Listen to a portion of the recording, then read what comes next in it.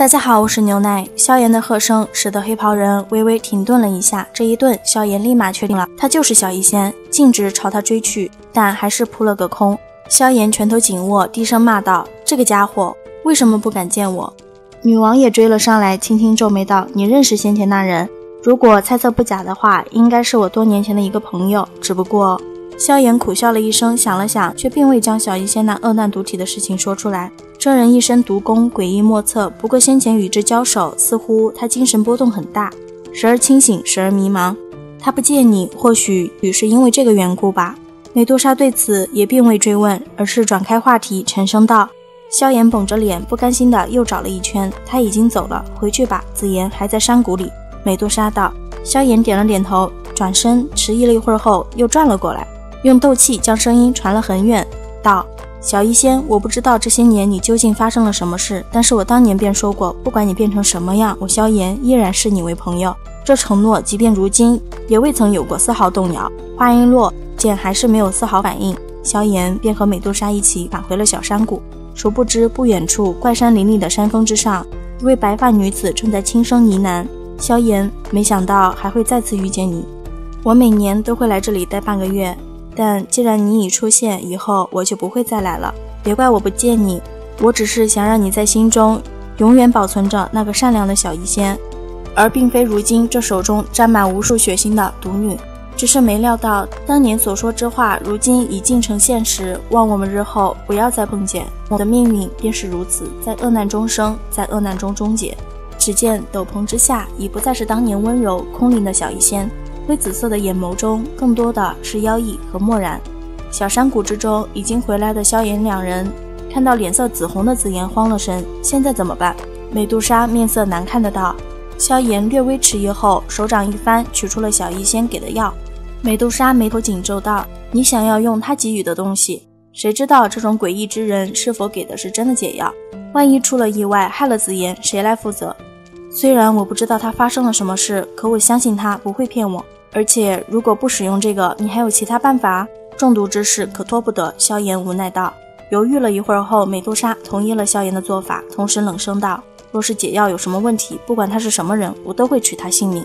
好在玉瓶内确实是解药，真不知道这些年他究竟经历了什么，不仅实力长到连美杜莎都不得不郑重对待的地步，而且这毒术也是变得如此诡异莫测。萧炎在心中轻叹了一声，一想到那么善良可爱的女孩子却是要整天吞食那些剧毒，萧炎心中便是忍不住的有些泛酸。她是这些年中他见过命运最为坎坷的女子，萧炎心中有预感，或许日后还能再见，只不过就是不知道再见面之时又会是何种场面。1个月后，紫妍化茧，萧炎也炼制出了3枚黄级丹，将丹药交给萧鼎派来的炎盟执事百里胜后，萧炎察觉到自己当初留下的灵魂印记被激发了。贺家家主想知道卡岗手里的火莲瓶是怎么来的，卡岗不想给萧炎带来麻烦，宁死不开口。就在贺家家主准备一脚踩爆卡岗的头时，一道平淡的声音缓缓响起：这脚踩下去，你便用你的脑袋来顶替吧。是的，萧炎来救场了。贺家家主一开始没认出萧炎，在萧炎面前大放厥词，直到萧炎出招他才认出，然后现场表演了一下变脸，从趾高气昂到摇尾乞灵半秒都不需要。贺乾很会做人的表示自己不仅会向血战佣兵团的几位当家赔罪，以后还会永远忠于炎盟。见此情况，萧炎欣然接受了他的投诚，之后就回到了小山谷。事情办好了？瞧得出现的萧炎，美杜莎一抬眼随意地问道。萧炎笑着点了点头，将先前的事情大致说了说，只是美杜莎明显没什么兴趣。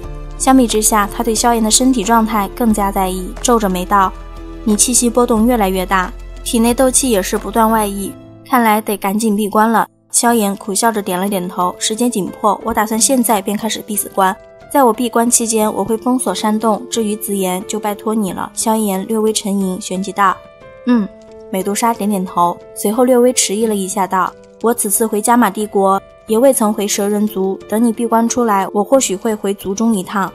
萧炎愣了一会儿后试探性的道：需要我跟你一起去一趟吗？不用，你们人类并不受我们蛇人族欢迎，你进入其中难免会惹起不必要的麻烦。美杜莎神色一动，不过嘴上却是淡淡的回句道。萧炎尴尬的挠了挠头道：既然如此，那便算了。那个，我先整理山洞，等会儿就开始闭关，紫妍就交给你了。女王轻点了点头。整理完山洞后，萧炎温柔地拍了拍紫色光茧，笑着道：小妮子，我也是要闭关了，这段时间便请你彩铃姐照看你了。希望等我闭关出来后，你也能够进化完毕，不然的话就把你丢在这荒郊野岭，让别的魔兽当补品吃了去。萧炎话音刚落，那光茧就微微亮了一下，仿佛是在反驳一般。萧炎不由得哈哈一笑，目光看向美杜莎，萧炎道：这次恐怕要辛苦你了，我也不知道此次突破需要多久的时间，不过按我所料，至少也是半年。